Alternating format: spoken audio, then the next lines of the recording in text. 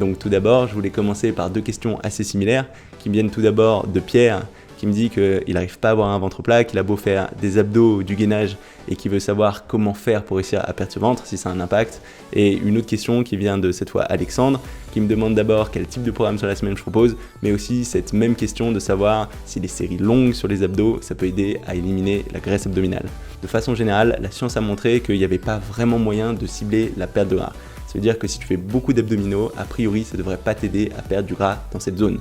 Par contre, ce qui est aussi vrai, c'est que si tu travailles un muscle, ce muscle va se développer, ça veut dire qu'il va prendre plus de place, et pour une même quantité de gras, ce gras il va être plus étalé, et ça donnera moins un effet gras. Donc ça veut dire que tu vas garder la même quantité de gras, mais tu auras l'air un petit peu plus ferme si tu es plus musclé.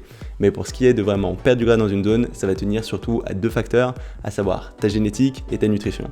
Ta génétique, parce que chaque personne, selon sa génétique, elle va avoir tendance à stocker plus ou moins dans certains endroits, plus ou moins dans un certain ordre. C'est-à-dire que je sais que moi, par exemple, j'aurais tendance à stocker assez facilement au niveau du ventre, un peu au niveau des jambes, mais pas trop au niveau des bras, pas trop au niveau des pecs. Donc ça veut dire que quand je vais commencer à sécher, je vais surtout sécher du haut en premier, seulement ensuite du ventre et seulement en dernier des jambes. Après, il va y avoir d'autres personnes pour qui ça va être différent, qui vont avoir plus tendance à stocker au niveau du haut du corps, d'autres que au niveau du bas du corps, d'autres un petit peu de partout. Et du coup, ce que ça veut dire, c'est que quand tu vas perdre du gras, il y a certaines zones qui vont perdre en premier, puis d'autres en dernier. Et il va falloir juste être patient. Si la zone dans laquelle tu veux perdre du gras, c'est pas là où tu perds du gras de façon naturelle, il faudra juste sécher suffisamment pour que ton corps aille piocher dans cette zone qui est pas naturelle pour lui en premier lieu.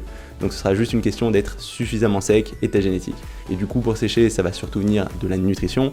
Donc en premier lieu, il faudra que tu aies plus ou moins un déficit calorique. Ça veut dire que tu aies moins de calories que ce dont ton corps a besoin pour se maintenir. Comme ça, il sera obligé d'aller piocher dans tes réserves.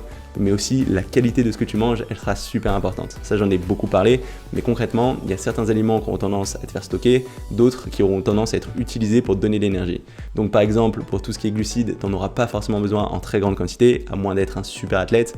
De ce que j'observe, la plupart des gens ont beaucoup trop de glucides, pas assez de protéines, pas assez de lipides. Donc mieux vaut limiter autant que possible tes glucides, essayer d'avoir plus de protéines, viser au moins 2 grammes de protéines par kilogramme de poids du corps par jour pour réussir à prendre du muscle efficacement, mais aussi pour réussir à sécher. Parce que les protéines, de façon générale, tu n'auras pas trop tendance à les stocker, mais ça va avoir un fort effet de satiété, donc tu auras moins faim, ce sera plus facile de moins manger, tu vas sécher plus facilement.